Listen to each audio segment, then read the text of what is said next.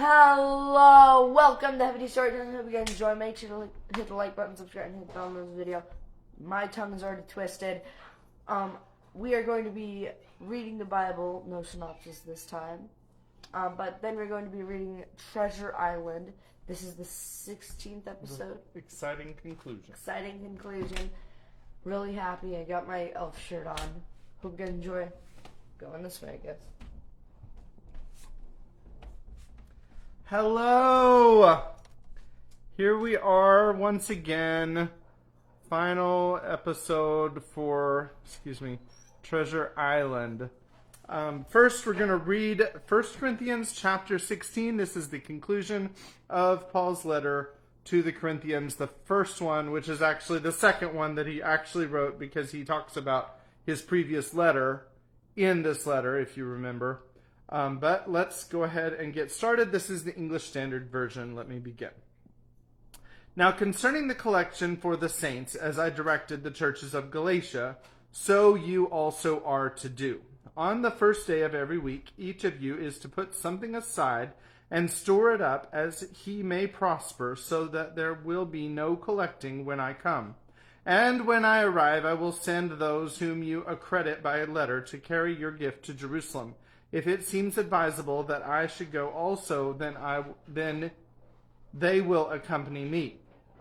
I will visit you after passing through Macedonia, for I intend to pass through Macedonia, and perhaps I will stay with you or even spend the winter, so that you may help me on my journey wherever I go. For I do not want to see you now just in passing. I hope to spend some time with you if the Lord permits. But I will stay in Ephesus until Pentecost, for a wide door for effective work has opened to me, and there are many adversaries. When Timothy comes, see that you put him at ease among you, for he is doing the work of the Lord as I am, so let no one despise him. Help him on his way in peace, that he may return to me, for I am expecting him with the brothers. Now concerning our brother Apollos, I strongly urged him to visit you with the other brothers, but it was not at all his will to come now. He will come when he has opportunity. Be watchful, stand firm in the faith, act like men, be strong. Let all that you do be done in love. Now I urge you, brothers, you know that the household of Stephanus were the first converts in Achaia, and that they have devoted themselves to the service of the saints. Be subject to such as these, and to every fellow worker and laborer. I rejoice at the coming of Stephanus and Fortunatus and Achaeus, because they have made up for your absence. For they refreshed my spirit as well as yours. Give recognition to such people.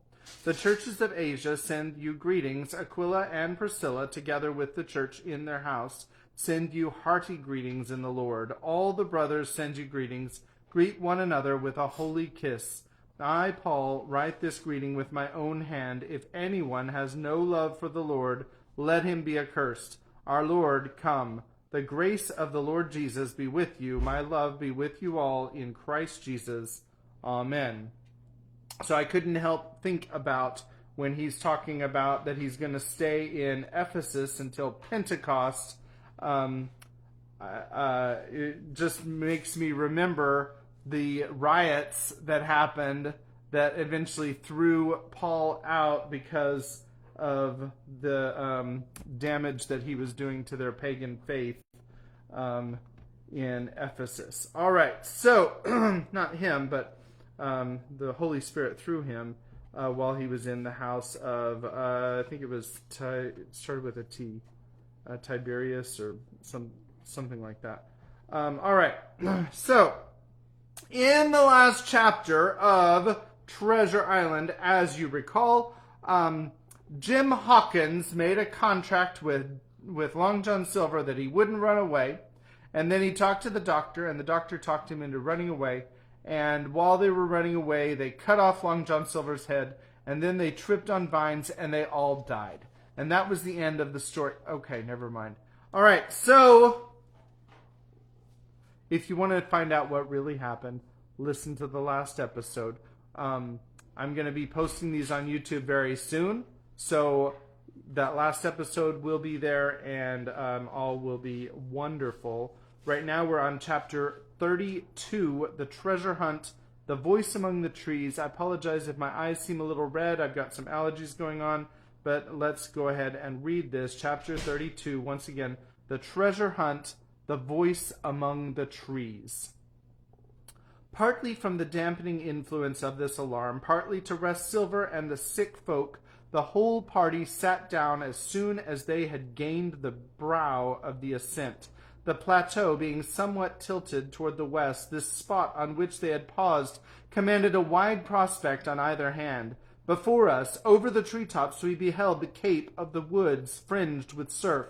Behind, we not only looked down upon the anchorage and Skeleton Island, but saw, clear across the spit and the eastern lowlands, a great field of open sea upon the east. Sheer above us rose the spyglass, here dotted with single pines, there black with precipices. There was no sound but that of the distant breakers mounting from all around, and the chirp of countless insects in the brush.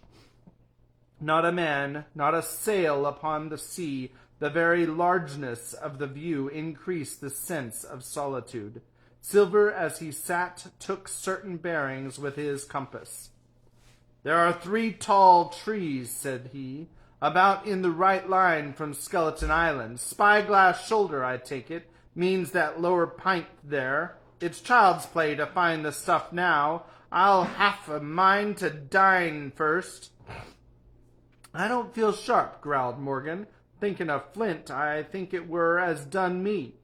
"Ah, well, my son, you praise your stars he's dead," said Silver. "He were an ugly devil," cried a third pirate, with a shudder. "That blue in the face, too." "That was how the rum took him," added Mary. "Blue, well, I reckon he was blue. That's a true word." Ever since they had found the skeleton and got upon this train of thought, they had spoken lower and lower, and they had almost got to whispering by now, so that the sound of their talk hardly interrupted the silence of the wood. All of a sudden, out of the middle of the trees in front of us, a thin, high, trembling voice struck up the well-known air and woods. 15 men on the dead man's chest, yo-ho-ho, and a bottle of rum." I never have seen men more dreadfully affected than the pirates. The color went from their 6 faces like enchantment. Some leapt to their feet, some clawed hold of others. Morgan grovelled on the ground. "It's Flint, by—" cried Mary. The song had stopped as suddenly as it began. Broken off, you would have said, in the middle of a note, as though someone had laid his hand upon the singer's mouth.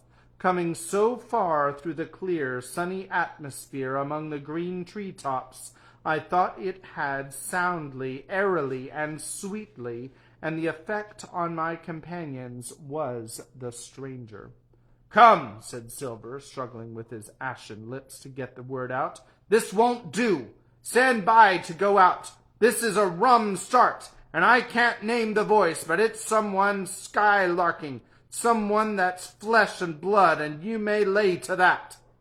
His courage had come back as he spoke, and some of the color to his face along with it. Already the others had begun to lend an ear to this encouragement, and were coming a little to themselves, when the same voice broke out again, not this time singing, but in a faint distant hail that echoed yet fainter among the clefts of the spyglass.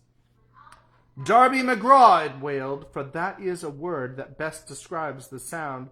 "Darby McGraw! Darby McGraw!" Again and again and again, and then rising a little higher, and with an oath that I leave out. "Fetch aft the rum, Darby!" The buccaneers remained rooted to the ground, their eyes starting from their heads. Long after the voice had died away, they still stared in silence dreadfully before them. "That fixes it," gasped one. "Let's go!" "They was his last words," moaned Morgan. "His last words above board." Dick had his Bible out and was praying volubly. He had been well brought up, had Dick, before he had came to sea and fell among bad companions. It just says before he came to sea, sorry. Still, Silver was unconquered. I could hear his teeth rattle in his head, but he had not yet surrendered. "Nobody in this here island ever heard of Darby," he muttered. "No one but us that's here." And then, making a great effort, "Shipmates," he cried, "I'm here to get that stuff, and I'll not be beat by man nor devil. I never was feared of Flint in his life, and by the powers I'll face him dead. There's 700,000 pound not a quarter of a mile from here. When did ever a gentleman of fortune show his stern to that much dollars for a boozy old seaman with a blue mug, and him dead too?" But there was no sign of reawakening courage in his followers, rather indeed of growing terror at the irreverence of his words. "Belay there, John," said Mary. "Don't you cross the spirit." And the rest were all too terrified to reply.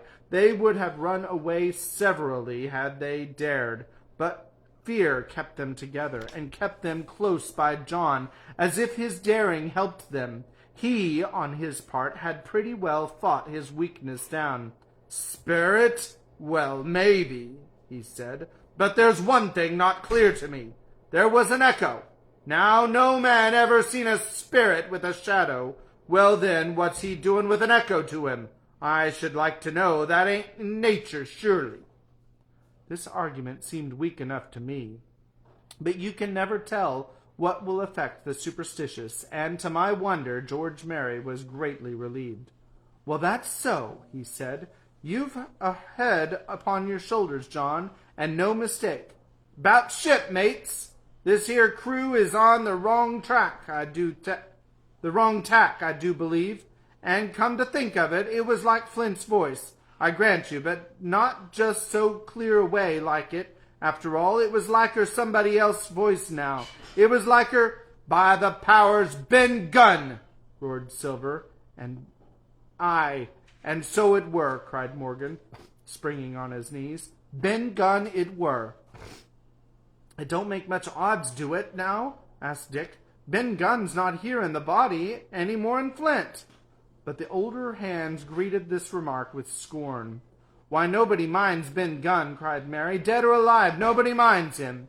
It was extraordinary how their spirits had returned, and how the natural color had revived in their faces. Soon they were chatting together with intervals of listening, and not long after, hearing no further sound, they shouldered the tool and set forth again, Mary walking first with Silver's compass to keep them on the right line with Skeleton Island. He had said the truth. Dead or alive, nobody minded Ben Gunn. Dick alone still held his Bible and looked around him as he went with fearful glances, but he found no sympathy, and Silver even joked him on his precautions. "I told you," said he. "I told you had spilled your Bible. If it ain't no good to swear by, what do you suppose a spirit would give for it? Not that." And he snapped his big fingers, halting a moment on his crutch. But Dick was not to be comforted. Indeed, it was soon plain to me that the lad was falling sick, hastened by heat, exhaustion, and the shock of his alarm. The fever predicted by Dr. Livesey was evidently growing swiftly higher. It was fine open walking here. Upon the summit our way lay little downhill, for as I have said, the plateau tilted toward the west.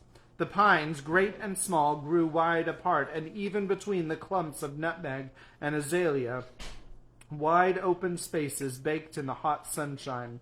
Striking as we did, pretty near northwest across the island, we drew on the one hand ever nearer under the shoulders of the spyglass, and on the other looked ever wider over that western bay where I had once tossed and trembled in the coracle. The first of all the tall trees was reached, and by the bearing proved the wrong one. So with the second. The third rose nearly 200 feet into the air above a clump of underwood, a giant of a vegetable, with a red column as big as a cottage, and a wide shadow around in which a company could have maneuvered. It was conspicuous far to see, both on the east and the west, as might have been entered as a sailing mark upon the chart. But it was not its size, and that now impressed my companions. It was the knowledge that 700,000 pounds of gold lay somewhere buried, below its spreading shadow. The thought of the money as they drew nearer swallowed up their previous terrors. Their eyes burned in their heads. Their feet grew speedier and lighter. Their whole soul was bound up in that fortune, that whole lifetime of extravagance and pleasure that lay waiting there for each of them. Silver hobbled, grunting on his crutch. His nostrils stood out and quivered. He cursed like a madman when the flies settled on this hot and shiny countenance. He plucked furiously at the line that held me to him, and from time to time turned his eyes upon me with a deadly look. Certainly he took no pains to hide his thoughts, and certainly I read them like print. In the immediate nearness of the gold, all else had been forgotten. His promise and the doctor's warning were both things of the past, and I could not doubt that he hoped to seize upon the treasure, find and board the Hispaniola under cover of night, cut every honest throat about that island, and sail away as he had at first intended, laden with crimes and riches. Shaken as I was with these alarms, it was hard for me to keep up with the rapid pace of the treasure hunters. Now and again I stumbled, and it was then that Silver plucked so roughly at the rope and launched at me with his murderous glances. Dick, who had dropped behind us and now brought up the rear, was babbling to himself both prayers and curses as his fever kept rising. This also added to my wretchedness, and to crown all, I was haunted by the thought of the tragedy that had once been acted on that plateau when the ungodly buccaneer with the blue face, he who died at Savannah singing and shouting for drink, had there with his own hand cut down his 6 accomplices. This grove, that was now so peaceful, must then have rung with cries, I thought, and even with the thought I could believe I heard it ringing still. We were now at the margin of the thicket. "Huzza, mates, all together!" shouted Mary, and the foremost broke into a run, and suddenly, not 10 yards further, we beheld them stop. A low cry arose. Silver doubled his pace, digging away with the foot of his crutch like one possessed, and next moment he and I had come also to a dead halt. Before us was a great excavation, not very recent, for the sides had fallen in and grass had sprouted on the bottom. In this were the shaft of a pick broken in two and the boards of several packing cases strewn about. On one of these boards I saw, branded with the hot iron, the name Walrus, the name of Flint's ship. All was clear to probation. The cash had been found and rifled. The 700,000 pounds were gone. Chapter 33. The Fall of a Chieftain. There never was such an overturn in this world. Each of these 6 men was as though he had been struck. But with Silver the blow passed almost instantly. Every thought of his soul had been set full stretch like a racer on that money. Well, he was brought up in a single second, dead, and he kept his head, found his temper, and changed his plan before the others had had time to realize the disappointment. "Jim," he whispered, "take that and stand by for trouble." And he passed me a double-barreled pistol. At the same time he began quietly moving northward, and in a few steps had put the hollow between us 2 and the other 5. Then he looked at me and nodded, as much to say, "Here is a narrow corner," as indeed I thought it was. His looks were now quite friendly, and I was so revolted at these constant changes that I could not forbear whispering, "So you've changed sides again?" There was no time left for him to answer in. The buccaneers, with oaths and cries, began to leap one after the other into the pit and dig with their fingers, throwing the boards aside as they did so. Morgan found a piece of gold. He held it up with a perfect spout of oaths. It was a 2-guinea piece, and it went from hand to hand among them for a quarter of a minute. 2 guineas! Roared Mary, shaking it at Silver. "That's your 700,000 pounds, is it? You're the man for bargains, ain't you? You're him that never bungled anything, you wooden-headed lubber. Dig away, boys, said Silver with the coolest insolence. You'll find some pig nuts, I shouldn't wonder. Pig nuts, replied Mary in a scream. Mates, do you hear that? I tell you now, that man there knew it all along. Look in the face of him, and you'll see it wrote there. Ah, Mary, remarked Silver, standing for captain again. You're a pushing lad, to be sure. But this time every one was entirely in Mary's favor. They began to scramble out of the excavation, darting furious glances behind them. One thing I observed, which looked well for us, they all got out upon the opposite side from Silver.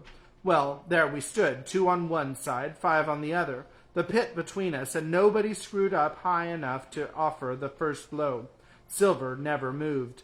He watched them, very upright on his crutch, and looked as cool as ever I saw him. He was brave and no mistake. At last Mary seemed to think a speech might help matters. Mates, says he, there's 2 of them alone there. One's the old cripple that brought us all here and blundered us down to this. The other's that cub that I mean to have the heart of. Now, mates! He was raising his arm and his voice, and plainly meant to lead a charge. But just then, crack! Crack! Crack! 3 musket shots flashed out of the thicket. Mary tumbled head foremost into the excavation. The man with the bandage spun round like a teetotum, and fell all his length upon his side, where he lay dead, but still twitching, and the other 3 turned and ran for it with all their might. Before you could wink, Long John had fired 2 barrels of a pistol into the struggling Mary, and as the man rolled up his eyes at him in the last agony, George, said he, I reckon I settled you. At the same moment the doctor, Gray, and Ben Gunn joined us with smoking muskets from among the nutmeg trees. Forward! Cried the doctor. Double quick, my lads. We must head 'em off at the boats. And we set off at a great pace, sometimes plunging through the bushes to the chest. I tell you, but Silver was anxious to keep up with us. The work that man went through, leaping on his crutch till the muscles of his chest were fit to burst, was work no sound man ever equaled, and so thinks the doctor. As it was, he was already 30 yards behind us, and on the verge of strangling when we reached the brow of the slope. Doctor, he hailed, see there, no hurry. Sure enough, there was no hurry. In a more open part of the plateau, we could see the 3 survivors still running in the same direction as they had started, right for Mizzenmast Hill.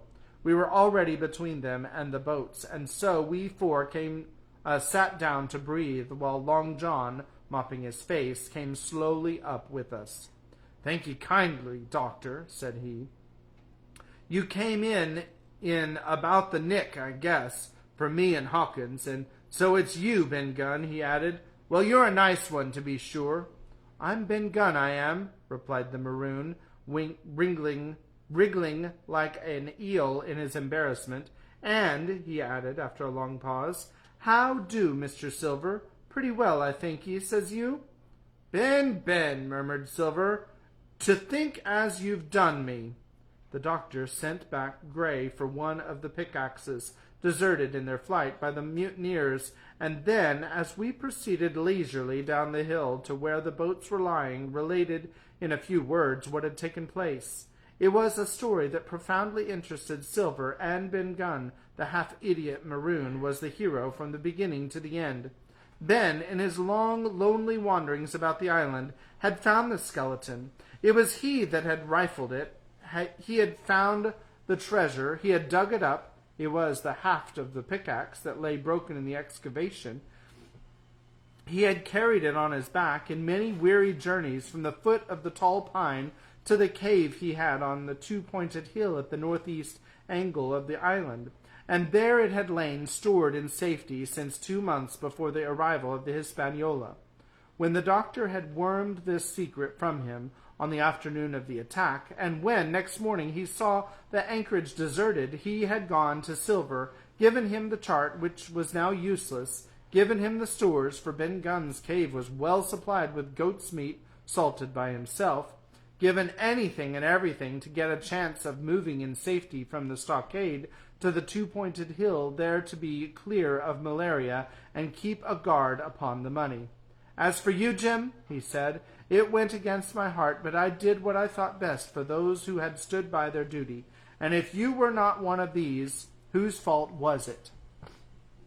That morning, finding that I was to be involved in the horrid disappointment he had prepared for the mutineers, he had run all the way to the cave, and leaving the squire to guard the captain, had taken Gray and the Maroon, and started making the diagonal across the island, to be at hand beside the pine. Soon, however, he saw that our party had the start of him, and Ben Gunn, being fleet of foot, had been dispatched in front to do his best alone. Then it had occurred to him to work upon the superstitions of his former shipmates, and he was so far successful that Gray and the doctor had come up and were already ambushed before the arrival of the treasure hunters. "Ah," said Silver, "it were fortunate for me that I had Hawkins here. You would have let old John be cut to bits, and never given it a thought, Doctor." "Not a thought," replied Dr. Livesey cheerily. And by this time we had reached the gigs. The doctor, with a pickaxe, demolished one of them, and then we all got aboard the other, and set out to go round by sea for North Inlet. This was a run of 8 or 9 miles. Silver thought he was almost killed already with fatigue, was set to an oar like the rest of us, and we were soon skimming swiftly over a smooth sea. Soon we passed out of the straits and doubled the southeast corner of the island, round which 4 days ago we had towed the Hispaniola. As we passed the two-pointed hill, we could see the black mouth of Ben Gunn's cave, and a figure standing by it, leaning on a musket. It was the squire, and we waved a handkerchief and gave him 3 cheers, in which the voice of Silver joined as heartily as any. 3 miles farther, just inside the mouth of the North Inlet, what should we meet but the Hispaniola, cruising by herself? The last flood had lifted her, and had there been much wind or a strong tide current, as in the southern anchorage, we should never have found her more or found her stranded beyond help. As it was, there was little amiss beyond the wreck of the mainsail. Another anchor was got ready, and dropped in 1.5 fathoms of water.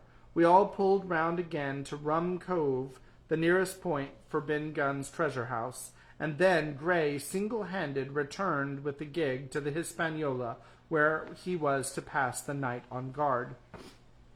A gentle slope ran up from the beach to the entrance of the cave. At the top the squire met us. To me he was cordial and kind, saying nothing of my escapade, either in the way of blame or praise. At Silver's polite salute he somewhat flushed. "John Silver," he said, "you're a prodigious villain and impostor, a monstrous impostor, sir. I am told I am not to prosecute you. Well, then, I will not. But the dead men, sir, hang about your neck like millstones." "Thank you kindly, sir," replied Long John, again saluting. "I dare you to thank me," cried the squire. "It is a gross dereliction of my duty. Stand back." And thereupon we all entered the cave. It was a large, airy place with a little spring and a pool of clear water, overhung with ferns. The floor was sand. Before a big fire lay Captain Smollett, and in a far corner, only duskily flickered over by the blaze, I beheld great heaps of coin and quadrilaterals built of bars of gold. That was Flint's treasure that we had come so far to seek, and that had cost already the lives of 17 men from the Hispaniola. How many it had cost in the amassing! What blood and sorrow! What good ships scuttled on the deep! What brave men walked the plank blindfold! What shot of cannon! What shame and lies and cruelty! Perhaps no man alive could tell. Yet there were still 3 upon that island, Silver and old Morgan and Ben Gunn, who had each taken his share in these crimes, as each had hoped in vain to share in the reward. "Come in, Jim," said the captain. "You're a good boy in your line, Jim, but I don't think you and me'll go to sea again. You're too much of the born favorite for me. Is that you, John Silver? What brings you here, man?" "Come back to me duty," returned Silver. "Ah," said the captain, and that was all he said. What a supper I had of it that night, with all my friends around me, and what a meal it was, with Ben Gunn's salted goat, and some delicacies, and a bottle of old wine from the Hispaniola. Never, I am sure, were people gayer or happier, and there was Silver, sitting back almost out of the firelight, but eating heartily, prompt to spring forward when anything was wanted, even joining quietly in our laughter, the same bland, polite, obsequious seaman of the voyage out. And then finally, chapter 34, and last. The next morning we fell early to work, for the transportation of this great mass of gold near a mile by land to the beach, and thence 3 miles by boat to the Hispaniola, was a considerable task for so small a number of workmen. The 3 fellows still abroad upon the island did not greatly trouble us. A single sentry on the shoulder of the hill was sufficient to insure us against any sudden onslaught, and we thought, besides, they had more than enough of fighting. Therefore the work was pushed on briskly. Gray and Ben Gunn came and went with the boat, while the rest, during their absences, piled treasure on the beach. 2 of the bars, slung in a rope's end, made a good load for a grown man, one that he was glad to walk slowly with. For my part, as I was not much use at carrying, I was kept busy all day in the cave, packing the minted money into bread bags. It was a strange collection, like Billy Bones' hoard for the diversity of coinage, but so much larger and so much more varied that I think I never had more pleasure than in sorting them. English, French, Spanish, Portuguese, Georges and Louises, doubloons and double guineas, and moidures and sequins, the pictures of all the kings of Europe for the last 100 years, strange oriental pieces stamped with what looked like wisps of string or bits of spiderweb, round pieces and square pieces, and pieces bored through the middle, as if to wear them round your neck. Nearly every variety of money in the world must, I think, have found a place in that collection, and for number I am sure they were like autumn leaves, so that my back ached with stooping and my fingers with sorting them out. Day after day this work went on. By every evening a fortune had been stowed aboard. But there was another fortune waiting for the morrow, and all this time we heard nothing of the 3 surviving mutineers. At last, I think it was on the 3rd night, the doctor and I were strolling on the shoulder of the hill where it overlooks the lowlands of the isle, when from out of the thick darkness below the wind brought us a noise between shrieking and singing. It was only a snatch that reached our ears, followed by the former silence. "Heaven forgive them," said the doctor. "'Tis the mutineers!" "All drunk, sir," struck in the voice of Silver from behind us. Silver, I should say, was allowed his entire liberty, and, in spite of daily rebuffs, seemed to regard himself once more as quite a privileged and friendly dependent. Indeed, it was remarkable how well he bore these slights, and with what unwearying politeness he kept on trying to ingratiate himself with all.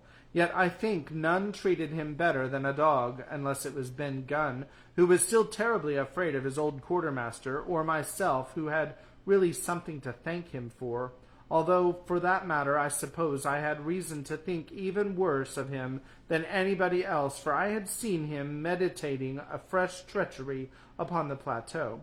Accordingly, it was pretty gruffy that the doctor answered him. "Drunk or raving?" said he. "Right you were, sir," replied Silver, "and precious little odds which to see to you and me." "I suppose you would hardly ask me to call you a humane man," returned the doctor with a sneer, "and so my feelings may surprise you, Master Silver, but if I were sure they were raving, as I am morally certain one, at least of them, is down with fever, I should leave this camp, and at whatever risk to my own carcass, take them the assistance of my skill. Ask your pardon, sir. You would be very wrong, quoth Silver. You would lose your precious life, and you may lay to that. I'm on your side now, hand in glove, and I shouldn't wish for to see the party weakened, let alone yourself, seeing as I know what I owes you. But these men down there, they couldn't keep their word, no, not supposing they wished to, and what's more, they couldn't believe as you would. No, said the doctor, you're the man to keep your word, we know that. Well, that was about the last news we had of the 3 pirates. Only once we heard a gunshot a great way off, and supposed them to be hunting. A council was held, and it was decided that we must desert them on the island, to the huge glee, I must say, of Ben Gunn, and with the strong approval of Gray. We left a good stock of powder and shot, the bulk of the salt goat, a few medicines, and some other necessaries, tools, clothing, and a spare sail, a fathom or 2 of rope, and, by the particular desire of the doctor, a handsome present of tobacco. That was about our last doing on the island. Before that we had got the treasure stowed, and had shipped enough water and the remainder of the goat meat in case of any distress, and at last one fine morning we weighed anchor, which was about all that we could manage, and stood out of the north inlet, the same colours flying that the captain had flown and fought under at the palisade. The 3 fellows must have been watching us closer than we thought for, as we soon had proved, for coming through these narrows we had to lie very near the southern point, and there we saw all 3 of them kneeling together on a spit of sand with their arms raised in supplication. It went to all our hearts, I think, to leave them in that wretched state, but we could not risk another mutiny, and to take them home for the gibbet would have been a cruel sort of kindness. The doctor hailed them, and told them of the stores we had left, and where they were to find them, but they continued to call us by name, and appealed to us for God's sake to be merciful, and not to leave them to die in such a place. At last, seeing the ship still bore on her course, and was now swiftly drawing out of earshot, one of them, I know not which it was, leapt to his feet with a hoarse cry, whipped his musket to his shoulder, and sent a shot whistling over Silver's head and through the mainsail. After that we kept under cover of the bulwarks, and when next I looked out they had disappeared from the spit, and the spit itself had almost melted out of sight in the growing distance. That was at least the end of that, and before noon, to my inexpressible joy, the highest rock of Treasure Island had sunk into the blue round of sea.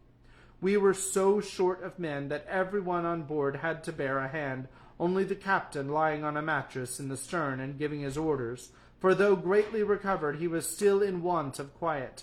We laid her head for the nearest port in Spanish America, for we could not risk the voyage home without fresh hands, and as it was, what with baffling winds and a couple of fresh gales, we were all worn out before we reached it. It was just at sundown when we cast anchor in a most beautiful landlocked gulf, and were immediately surrounded by shore boats full of Negroes and Mexican Indians and half-bloods, and selling fruits and vegetables, and offering to dive for bits of money. The sight of so many good-humored faces, especially the blacks, the taste of the tropical fruits, and, above all, the lights that began to shine in the town, made a most charming contrast to our dark and bloody sojourn on the island, and the doctor and the squire, taking me along with them, went ashore to pass the early part of the night. Here they met the captain of an English man-of-war, fell in talk with him, went on board his ship, and, in short, had so agreeable time that day was breaking when we came alongside the Hispaniola. Ben Gunn was on deck alone, and as soon as we came on board, he began with wonderful contortions to make us a confession. Silver was gone.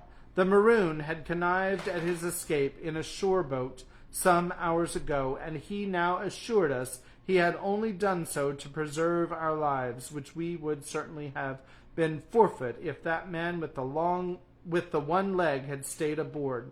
But this was not all. The sea cook had not gone empty-handed. He had cut through a bulkhead unobserved and had removed one of the sacks of coin, worth perhaps 300 or 400 guineas, to help him on his further wanderings. I think we were all pleased to be so cheaply quit of him.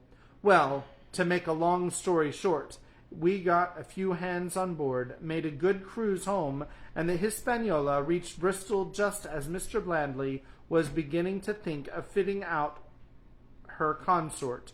5 men only of those who had sailed returned with her.